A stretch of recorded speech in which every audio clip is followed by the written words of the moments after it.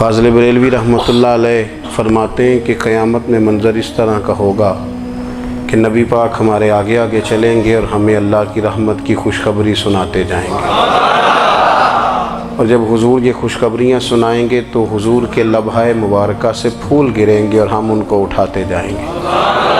فرماتے ہیں خود تو وہ تھوڑی دیر کے لیے روئیں گے اللہ کی بارگاہ میں کہ یا اللہ انہیں معاف کر دے، خود روئیں گے لیکن ہمیں ہنسا دیں گے۔ پیش حق مجدہ شفاعت کا سناتے جائیں گے، آپ روتے جائیں گے پر ہم کو ہنساتے جائیں گے۔ اور باغ جنت میں محمد صلی اللہ تعالیٰ علیہ وسلم، باغ جنت میں محمد مسکراتے جائیں گے، پھول رحمت کے گریں گے ہم اٹھاتے جائیں گے۔ حشر تک ڈالیں گے ہم پیدائش مولا کی دھوم، اور مثل فارس نجد کے قلعے گراتے جائیں گے۔ اور کیا ذوق بیان کیا، فرمانے لگے خاک ہو جائیں عدو جل کر مگر ہم تو رضا، دم میں جب تک دم ہے ذکر ان کا سناتے جائیں۔ جب تک سانسوں کی ڈوری چل رہی ہے، دم میں جب تک دم ہے ذکر ان کا سناتے جائیں گے۔ اللہ تبارک و تعالیٰ نے ہمارے محبوب کریم علیہ السلام کو دنیا میں بھیجا تو فرمایا یا ایھا الناس قد جاءکم برہان من ربکم، اے لوگو تمہارے پاس تمہارے رب کی دلیل آ گئی ہے۔ اللہ تبارک و تعالیٰ نے محبوب پاک علیہ السلام کو سراپا دلیل بنا کے بھیجا۔ باقی انبیاء کرام علیہم السلام کے پاس بھی اپنی نبوت کے دلائل کے طور پر بے شمار معجزات تھے، اور حضور کریم علیہ السلام کے تو پورے وجود کو ہی اللہ نے معجزہ بنایا ہے۔ اور نبی پاک صلی اللہ تعالیٰ علیہ وآلہ وسلم کی نبوت کی دلیلیں، حضور کے رسالت کے مستحکم دلائل جگہ جگہ آپ کو ملیں گے۔ سب سے پہلی چیز تو یہ سمجھنے والی ہے کہ نبی پاک علیہ السلام نے جس چیز کو سب سے پہلے اپنی نبوت کی دلیل کے طور پر بیان فرمایا وہ حضور کا کردار ہے، سیرت ہے، عمل ہے، حضور کا لوگوں کے ساتھ رویہ ہے۔ نبی پاک علیہ السلام کی تبلیغ کے 3 دور ہیں۔ ایک تو حضور نے اپنے قول سے تبلیغ فرمائی ہے، وہ 40 سال کی عمر سے محبوب نے اعلان فرمایا اور تبلیغ کی۔ اور ایک نبی پاک صلی اللہ تعالیٰ علیہ وسلم بالواسطہ حضور کی تبلیغ ہے جو آج تک جاری ہے۔ امت کے علماء، مشائخ، مبلغین حضور کے دین کو آگے پھیلا رہے ہیں، تو دراصل یہ بھی تبلیغ رسول پاک علیہ السلام ہی کی تبلیغ۔ اور ایک حضور کی تبلیغ کا دور ہے، حضور کی پیدائش سے لے کر ولادت مبارکہ سے لے کر حضور علیہ السلام کے اعلان نبوت تک۔ اس دوران نبی پاک نے جو تبلیغ فرمائی ہے وہ اپنے کردار سے فرمائی ہے۔ عرب کا وہ معاشرہ جو بڑا میلا کچیلا گدلا ہو چکا تھا، جس کے اندر سراسر مادہ پرستی کا زور تھا، جس کے اندر لوگ انسانوں کی خرید و فروخت کرتے تھے، جس کے اندر بیٹیوں کو زندہ دفن کر دیتے تھے، جس کے اندر جو آدمی جتنا زیادہ مضبوط ہوتا تھا اتنا زیادہ لٹیرا بن جاتا تھا، اس معاشرے کے اندر رسول کریم علیہ السلام نے 40 سال گزارے، اور اس طرح گزارے کہ جو بیگانے بھی تھے وہ بھی کہا کرتے تھے یہ صادق ہیں، یہ امین ہیں۔ اور جب حضور نے اعلان نبوت کیا تو فرمایا، یہ قرآن مجید کے لفظ ہے، فرمایا فَقَدْ لَبِثْتُ فِيكُمْ عُمَرًا مِّن قَبْلِهِ أَفَلَا تَعْقِلُونَ، میں تمہارے بیچ عمر کا ایک حصہ گزار چکا ہوں، تمہیں عقل نہیں ہے، شعور نہیں ہے۔ نبی کریم علیہ السلام نے اپنے کردار کو، اپنے عمل کو اپنی نبوت کی دلیل کے طور پر بیان فرمایا۔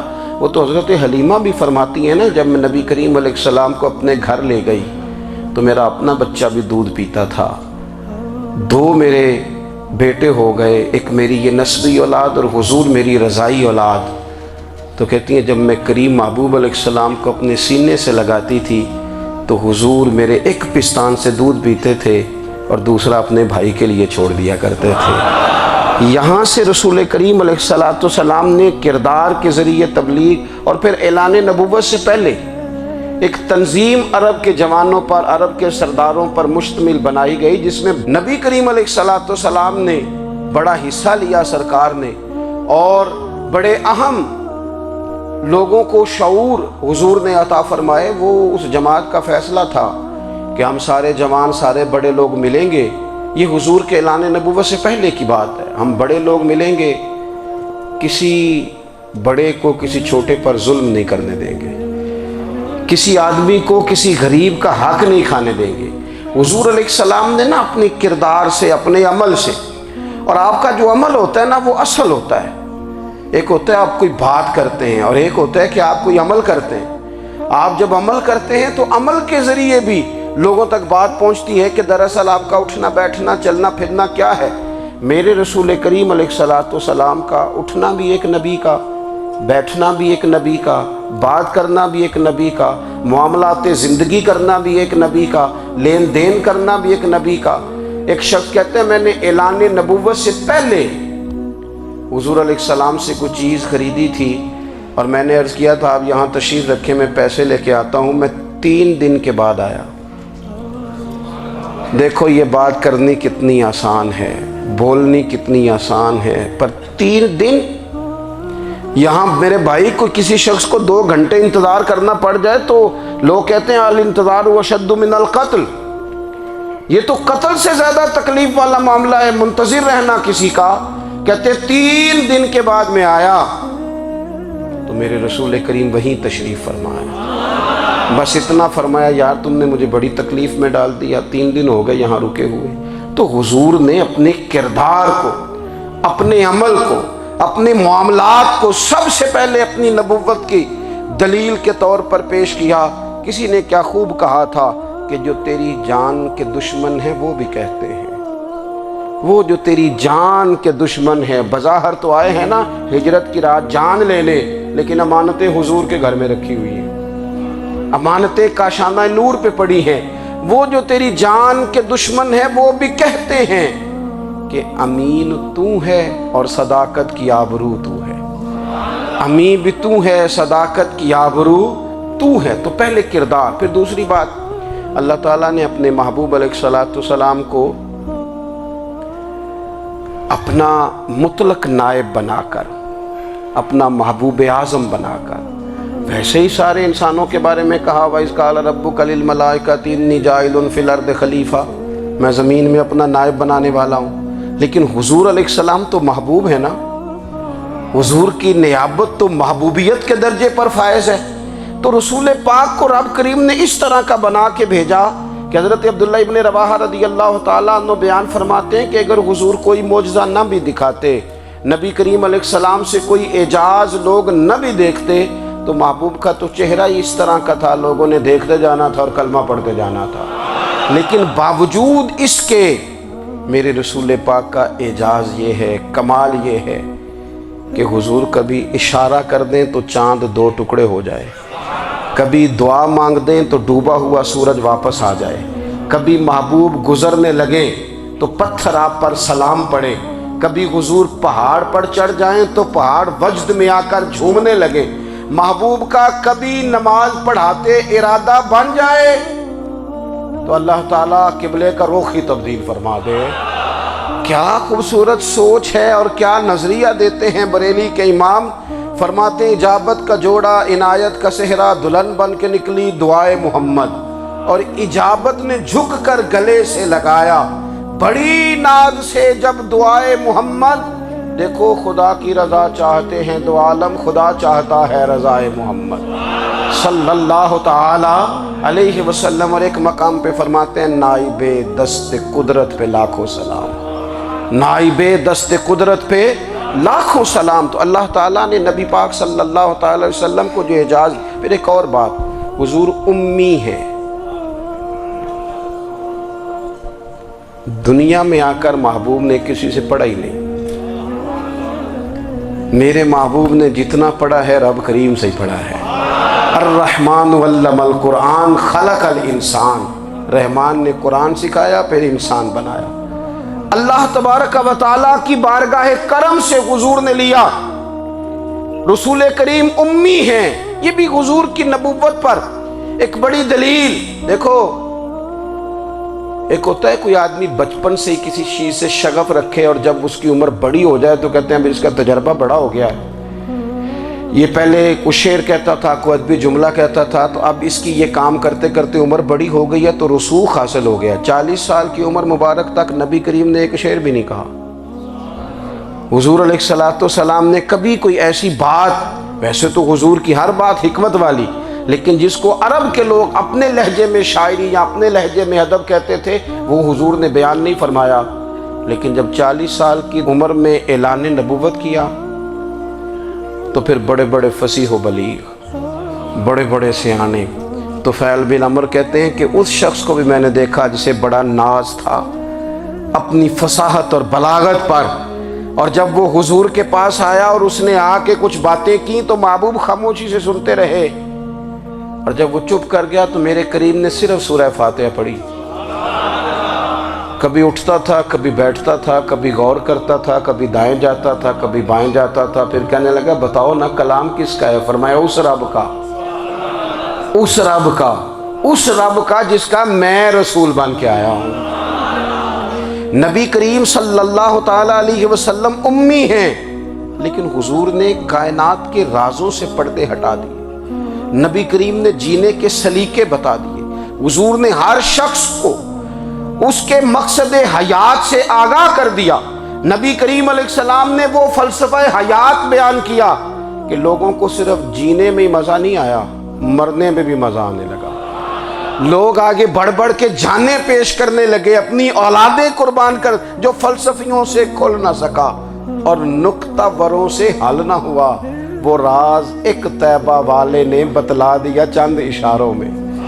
محبوب کریم امی ہیں، لیکن حضور نے اس طرح دنیا کو سکھایا، اس طرح دنیا کو پڑھایا، اس طرح حضور نے علم کے چراغ اور دیپ روشن کیے کہ قیامت تک جسے روشنی ملے گی نا، اسے صرف دروازہ مصطفیٰ سے ملے گی، اسے رسول کریم علیہ السلام کے در دولت سے ملے۔ کچھ لوگوں نے کہا کہ یہ اپنے پاس سے آیات بنا کے لاتے ہیں، اپنے گھر میں بیٹھ کے دعوے کر لینا تو کوئی مشکل کام نہیں نہ ہوتا، سارے لوگ ہی کر لیتے ہیں۔ بلکہ وہ ہمارے ایک بزرگ کہا کرتے تھے، خیالی پلاؤ پکائیے ٹکے ہو کدے بھی کاٹ نہ پائیے، کیونکہ کون سا پیسوں کا ڈالنا ہے، زیادہ ڈالیں آپ اور زیادہ ڈالیں۔ بہت سارے لوگ ہیں آج بھی، کچھ لبرل ہیں بیچارے، کچھ دین بیزار طبقہ ہے، وہ کہتے ہیں جناب ہمیں تو جدید باتیں بتائیں، ہمیں تو نئے اسلوب کے مطابق لے کے چلے، ہمیں تو او بھائی سن، میرے نبی پاک علیہ السلام نے فرمایا میرا قرآن کبھی پرانا نہیں ہوگا، اسے پڑھ کے دیکھ، اس کی جدت کا حسن دیکھ، یہ تو کھلا ہوا باغ ہے، تو ایک دفعہ اس کے قریب آئے گا تو خوشبو ملے گی، دوسری دفعہ آئے گا تو اس سے زیادہ تازی ملے گی، ایک دفعہ پھل کھائے گا تو مزیدار ہوگا اور دوسرا کھائے گا، ہو سکتا ہے شکل ملتی جلتی ہو لیکن ذائقہ بڑا نرالا ہوگا۔ تو تو صحیح نا، جب کچھ لوگوں نے کہا یہ خود سے بنا کے آیات لاتے ہیں تو فرمایا وَإِن كُنتُمْ فِي رَيْبٍ مِّمَّا نَزَّلْنَا عَلَىٰ عَبْدِنَا فَأْتُوا بِسُورَةٍ مِّن مِّثْلِهِ، اگر تمہیں کوئی شک ہے اس میں جو ہم نے اپنے بندہ خاص میں نازل کیا ہے تو تم بھی اس جیسی ایک آیت بنا کے لاؤ۔ اور چلو چیلنج کھلا ہی دے دیا، فرما وَادْعُوا شُهَدَاءَكُم مِّن دُونِ اللَّهِ، اللہ اور اللہ والوں کو چھوڑ دو، تفسیری ترجمہ عرض کر رہا ہوں، یعنی صحابہ کو چھوڑ دو، حضور کے ماننے والوں کو چھوڑ دو، باقی ساری دنیا کے کافر اکٹھے ہو جاؤ، ایک آیت بس قرآن جیسی لے کے آؤ، ایک آیت لے کے آؤ، ان کنتم صادقین، اگر تم سچے ہو۔ جوانوں سنو، کہا ایک آیت، اور یہ چیلنج آج تک قرآن مجید کا موجود ہے، آج تک وَإِن كُنتُمْ فِي رَيْبٍ مِّمَّا نَزَّلْنَا عَلَىٰ عَبْدِنَا فَأْتُوا بِسُورَةٍ مِّن مِّثْلِهِ، تم قرآن کے مقابلے کی ایک صورت لے کے آؤ اور سارے حمایتی اکٹھے کر لو اپنے، ان کنتم صادقین، اگر تم سچے ہو۔ جواب تو ادھر سے آنا تھا نا، لیکن کائنات کے رب نے جواب بھی خود دیا، فرمایا فَإِن لَّمْ تَفْعَلُوا وَلَن تَفْعَلُوا، اگر تم نہ لا سکے، اور فرمایا تم لا سکتے بھی نہیں، اگر تم نہ لا سکے اور تم لا سکتے بھی، نہ خنجر اٹھے گا نہ تلوار تم سے، یہ بازو میرے آزمائے ہوئے ہیں، وَلَن تَفْعَلُوا، تم لا بھی نہیں سکتے، فَاتَّقُوا النَّارَ الَّتِي وَقُودُهَا النَّاسُ وَالْحِجَارَةُ، پھر اس آگ سے ڈر جاؤ جس کا ایندھن آدمی اور پتھر ہے۔ اعدت للکافرین، بنائی کافروں کے لیے، بنائی مومنوں کے لیے تو رب نے جنت بنائی ہے۔ اعدت للکافرین، یہ دوزخ اللہ نے کن کے لیے بنائی ہے؟ اعدت للکافرین کہتا ہے کافر کے لیے بنایا۔ تو اللہ تبارک و تعالیٰ نے میرے رسول پاک صلی اللہ تعالیٰ علیہ وسلم کو وہ کتاب عطا فرمائی، اور پھر حضور کی فصاحت و بلاغت، معرفت۔ دیکھو ایک ہوتا ہے گھنٹوں باتیں کرنا، ایک ہوتا ہے کئی والیم پر مشتمل، کئی جلدوں پر مشتمل کتب کا لکھنا، اور ایک ہوتا ہے کسی بندے کا ایک بات کرنا اور سامنے والے کی طبیعت کو اتنا جگا دینا کہ اگلی بات فوراً ہی اس کی سمجھ میں آ جائے۔ اور حضور نہ کسی کی انا کو نہیں جگاتے تھے۔ ہم بعض اوقات کسی سے خطاب کرتے ہیں، بات کرتے ہیں تو سامنے والے کی انا کو جگا دیتے ہیں، ٹھیس پہنچاتے ہیں، وہ کہتا ہے چل پھر تگڑا ہو جا میں بھی آیا۔ حضور انا نہیں جگاتے تھے، میرے نبی پاک ضمیر جگاتے تھے تاکہ وہ شخص فیض حاصل کر سکے، اسے کچھ ملے۔ نبی کریم کا جو انداز تکلم ہے وہ اس طرح کا ہوتا تھا کہ انسان خود بخود کھل اٹھتا تھا کہ مطلب یہ بات ہونے کیا لگی ہے، مطلب حضور کیا فرمانے لگے۔ نبی کریم صلی اللہ تعالیٰ علیہ وسلم ایک دن محبوب کریم نے صحابہ کے بیچ حضور کی فصاحت و بلاغت دیکھے، فرمایا محبوب نے کتنا نادان ہے وہ شخص جو اپنے ماں باپ کو گالی دے۔ کھلی ہو گئی لوگوں کی آنکھیں، کان کھڑے ہو گئے کہ یا رسول اللہ کون ایسا بدبخت ہے جو ماں باپ کو گالی دے گا۔ اب جب سوالات ذہنی سطح پر پوری طور پر ابھر گئے نا، تو اب رسول کریم نے بات سمجھائی۔ یہ ہے فصاحت و بلاغت، تیرے آگے ہیں یوں دبے لچے فصحاء عرب کے بڑے بڑے، کوئی جان منہ میں زبان نہیں بلکہ جسم میں جان نہیں۔ یا رسول اللہ کون ایسا نالائق ہے جو ماں باپ کو گالی دے؟ اب جب ذہنی سطح یہاں تک ابھر آئی تو اب حضور نے سمجھایا، فرمایا جب تم کسی کے ماں باپ کو گالی دو گے نا تو وہ بھی تو جواب میں تمہارے ماں باپ کو دے گا نا، تو فی نفس ہی یہ تم نے خود ظلم کیا ہے اپنے ماں باپ پر۔ کیوں تم نے ایسا لہجہ اختیار کیا کہ جس سے سامنے والے کی انا جاگ جائے اور وہ تمہارے مقابلے میں آ کر کے کھڑا ہو جائے؟ کیوں تم نے اس طرح کے انداز اختیار کیے کہ جس سے سامنے والا بھی سارے پنجے کھڑے کر کے باہر نکل آئے اور کہے آ جاؤ پھر میں بھی میدان میں حاضر ہوں؟ رسول کریم کی فصاحت بلاغت دیکھیں نا، حضور 2-4 جملوں میں ساری بات سمجھا جاتے ہیں۔ ایک حدیث پاک اگر ہماری سمجھ میں آ جائے، ایک روایت نبی پاک صلی اللہ تعالیٰ علیہ وسلم نے فرمایا خوبصورت مسلمان وہ ہے جو بے مقصد باتوں کو چھوڑ دے۔ لو اس سے پوری زندگی سجائی جا سکتی ہے، ایک جملے سے پوری زندگی سواری جا سکتی ہے، کوئی لمبی چوڑی باتوں میں جانے کی ضرورت نہیں۔ کہا خوبصورت مسلمان یہ ہے جو بے مقصد باتوں کو چھوڑ دے، لا یعنی باتوں کو، کیا کہتے ہیں ہمارے دیہات کے لوگ، جڑے پنڈ جانا نہیں اودا راہ پوچھنے دی۔ لیکن آج کل لوگ باز آندے یعنی جس بات کا بالکل تعلق نہیں نا وہ بات بھی کرتے جاتے ہیں، جس کا شعبہ ہی نہیں وہ بھی چھلانگ لگا کے اس میں آ جاتا ہے۔ ہم اپنا وقت ضائع کرتے ہیں، اپنی صلاحیتیں ضائع کرتے ہیں، اپنا نقصان کرتے ہیں، ہم اپنا کام صحیح کر کے نہیں کرتے اور دوسری ساری دنیا کو ٹھیک کرنا چاہتے ہیں۔ او بھائی آپ جس جگہ جس شعبے سے تعلق رکھتے ہیں آپ اپنے معاملات میں مضبوطی پیدا کریں۔ حضور نے اپنی فصاحت کے ساتھ بلاغت کے ساتھ لوگوں کو قائل کیا، اور قرآن مجید کی تاثیر کا یہ اثر میرے کریم رسول نے دکھایا کہ رات کو جب حضور بیٹھ کے قرآن پاک پڑھتے تھے نا، جب یاسین والے نبی خود یاسین کی تلاوت کریں،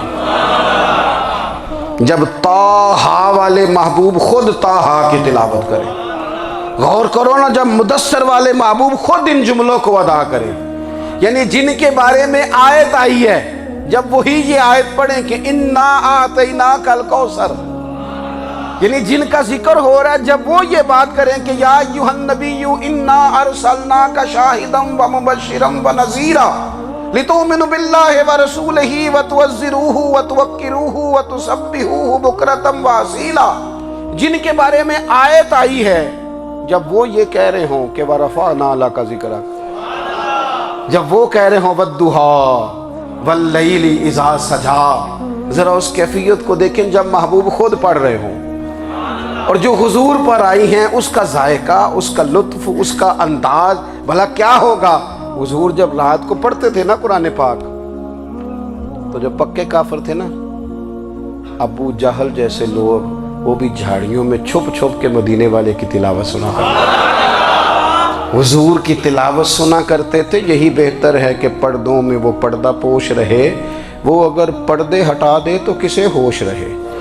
رسول کریم علیہ السلام کی تلاوت کا سننا، قریب جانا، یہ اعجاز ہے۔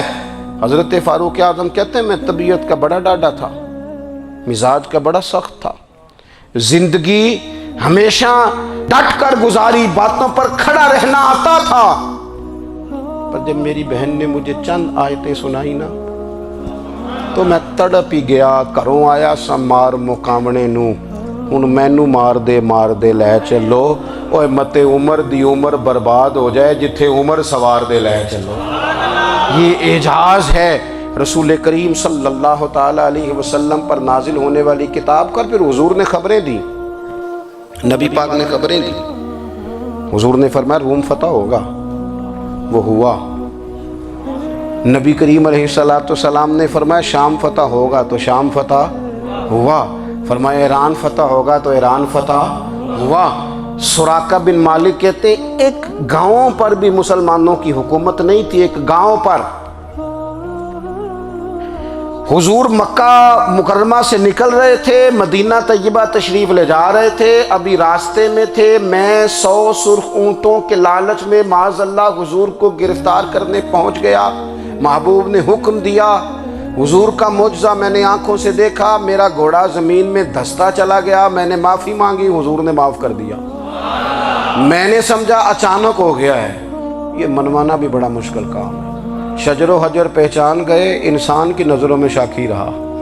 یہ کچھ ایسے لوگ ہیں جن کو منوانا توبہ توبہ، ماننے کو تیار نہیں، دیکھ دیکھ کے بھی ماننے کو تیار ہے نہیں، ماننے کو تیار ہی نہیں۔ کہتے ہیں کہ میں نے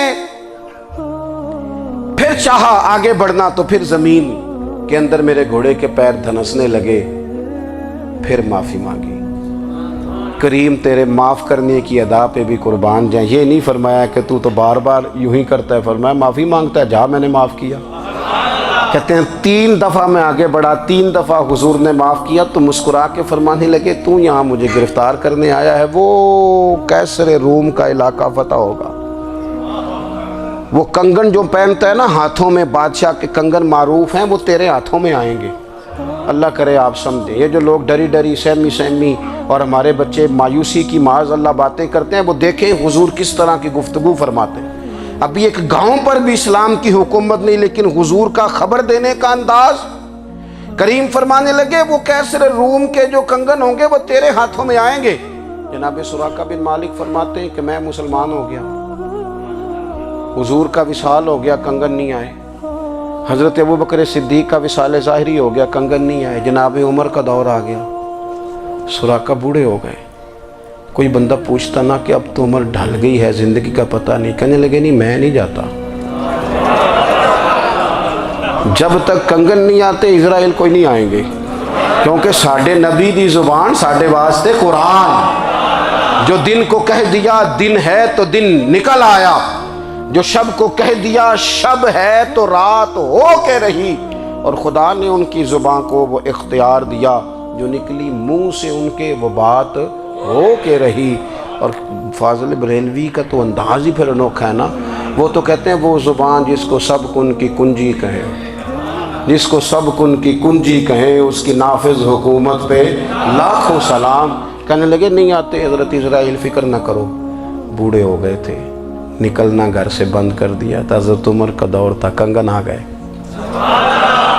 حضرت فاروق اعظم نے ان کے پوتوں سے، نواسوں سے، بچوں سے کہا جاؤ بلا کے لاؤ، کا دادا جان بوڑھے ہیں، فرمایا تم کان میں کہہ دینا کنگن آ گئے، پھر تم دیکھنا تو صحیح۔ پھر حضرت سراقہ آئے، حضور نے جو خبریں دیں، نبی پاک علیہ السلام نے جو گزشتہ قوموں کے احوال بیان کیے، اور پھر میرے نبی پاک علیہ السلام نا دنیا میں عزتیں دینے آئے، عزتیں۔ یہ مزاج ہمیں کم کرنا چاہیے، یہ جو ہم ساری زندگی اس کام میں لگا دیتے نا، کسی کو نیچا کیسے دکھانا ہے، یہ انداز حضور نے نہیں ہمیں دیا۔ اب دیکھو حضور تشریف لائے تو ہمیں پتہ چلا کہ حضرت یوسف جیسا سونا کوئی نہیں۔ حضور تشریف لائے تو ہمیں پتہ چلا کہ حضرت داؤد جیسی خوبصورت آواز کسی کی نہیں۔ حضور تشریف لائے تو ہمیں پتہ چلا کہ جناب عیسیٰ علیہ السلام کا فقر اختیاری کس طرح کا تھا۔ محبوب تشریف لائے تو ہمیں پتہ چلا کہ حضرت موسیٰ کا جلال کس طرح کا تھا۔ یہ تو حضور آئے تو نبی پاک علیہ السلام نے اس کی بھی عظمت بیان کی، اس کی بھی شان بیان کی۔ حضور نے بتایا کہ ابو بکر صدیق کی شان کیا ہے، فاروق اعظم کا مرتبہ کیا ہے، عثمان غنی کی حیا کیا ہے، مولا علی کی شجاعت کیا ہے، اہل بیت نبوت کی عظمت کیا ہے۔ حضور آئے عزتیں دینے، ماں کو عزت دی مدینے والے رسول نے، کہا جس کا باپ راضی ہو گیا اس کا رب راضی ہو گیا۔ فرمایا جو 2 بیٹیاں 3 بیٹیاں 4 بیٹی بہنیں یا 1 بیٹی یا بہن بیاہ کے آ گیا نا، اس طرح میری 2 انگلیاں جڑی ہوئی ہیں، میرے ساتھ جڑ کے جنت میں جائے گا۔ رسول کریم صلی اللہ تعالی وسلم نے عزت دی، عزت دی۔ حضور عزتیں دینے، کوئی اعزاز نہیں، ان پڑھ بندہ ہے، سادہ ہے، غریب ہے، مزدوری کرتا ہے، ہاتھوں پہ چھالے۔ یا رسول اللہ اس کا بھی کوئی اعزاز ہے؟ قربان جائیں، میرے کریم نے عزت دی، فرمایا محنت کر کے روزی کمانے والا تو اللہ کا دوست ہے۔ یہ اینٹیں اٹھانے والا، یہ مشقتیں کرنے والا، یہ صبح دیہڑی پہ جانے والا، یہ بیچارہ جو اچار سے روٹی کھاتا ہے، تو نے ہر شخص کی قسمت میں یہ عزت لکھی اور آخری خطبے کی صورت میں وصیت لکھی۔ رسول کریم نے ہر بندے کو اعزاز دیا، عظمتیں دی۔ حضور عزتیں دینے آئے، نبی پاک علیہ السلام نے اعزازات دیے، حضور نے نوازا۔ یہ ساری چیزیں میرے رسول پاک کی تشریف، اور پھر یہ جو حضور کے صحابہ اور اہل بیت ہیں نا، یہ بھی میرے نبی پاک کی نبوت کی دلیل ہے۔ اتنی جلدی انقلاب آیا نہیں کرتے، وہ کل تک جو رہزن تھے حضور نے راہبر بنا دیے۔ وہ لوگ جو کل تک ایک دوسرے کے گلے کاٹ کے کھاتے تھے، ایک دوسرے کو مارتے تھے، تکلیف پہنچاتے تھے، برادری ازم پہ لڑتے تھے، حضور نے بھائی بھائی بنا دیے۔ ایک پلیٹ میں کھانا کھانے لگے، سیدنا بلال حبشی، صہیب رومی، سلمان فارسی، حضور نے یوں کر کے ملا دیا۔ نبی کریم علیہ السلام نے تقسیمیں ختم کر دی دنیا میں۔ حضور کے صحابہ نے اپنا کردار اس طرح کا دکھایا، اتنا بلند کیا، اور صحابہ کرام علیہم رضوان اس کو دیکھ کر اتنی بلندیوں پہ گئے کہ گواہیاں اللہ کا قرآن دیتا ہے۔ فرمایا محمد الرسول اللہ والذین معہ اشداء علی الکفار رحماء بینہم تراہم رکعا سجدا یبتغون فضلا من اللہ ورضوانا۔ فرمایا یہ جو میرے محبوب کے ساتھ والے ہیں کافروں پر سخت ہیں، آپس میں نرم دل ہیں، تم جب بھی انہیں دیکھو گے سجدے کرتے دیکھو گے، رکوع کرتے دیکھو گے، تم انہیں دیکھو گے اللہ کی رضا کے متلاشی ہیں۔ انہیں ساری مادہ پرستی سے نکال کر محبوب نے رب کی رضا کے رستے پہ ڈال دیا۔ میرے نبی کریم سید عالم صلی اللہ تعالیٰ علیہ وسلم کی نبوت کے دلائل کے طور پر یہ ساری چیزیں آئیں۔ بس میں بات سمیٹنے لگا ہوں۔ حضور کا جو اخلاق ہے نا، وہ بھی نبی کریم علیہ السلام کی نبوت کی بہت بڑی دلیل ہے۔ وَإِنَّكَ لَعَلَىٰ خُلُقٍ عَظِيمٍ۔ محبوب ہم نے آپ کو نا خلق عظیم کا مالک بنایا ہے۔ کچھ لوگ سمجھتے ہیں صرف آپ کا بولنے کا انداز ٹھیک ہو تو آپ با اخلاق ہیں۔ نہیں بھائی، بولنے کا انداز ٹھیک ہونا با اخلاق نہیں، سچ بولنا اخلاق کی علامت ہے۔ آپ کا حق بات کرنا اخلاق ہے، آپ کا صحیح گواہی دینا اخلاق ہے، آپ کا اللہ تعالیٰ کی طرف سے آزمائش آنے پر صبر کا مظاہرہ کرنا اونچا اخلاق ہے۔ رب نعمت دے تو آپ کا وجود ڈھلتا جائے شکر میں، یہ اخلاق ہے۔ رب کریم اگر آپ کو کسی وقت کسی آزمائش میں اپنی حکمت سے ڈالتا ہے تو عزت نفس کو برقرار رکھنا، خودداری کو برقرار رکھنا، یہ اخلاق۔ نبی پاک نے اعلیٰ ترین اخلاق کی بات بتائی، اعلیٰ ترین۔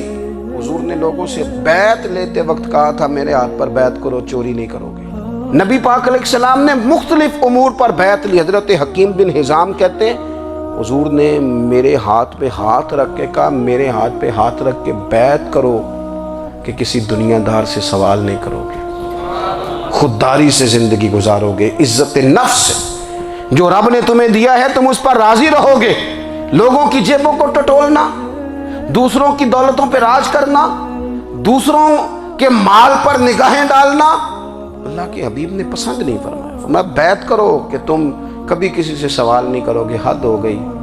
نبھانے والوں نے پھر اس عہد کو نبھایا اور کمال کر دی۔ حضرت حکیم بن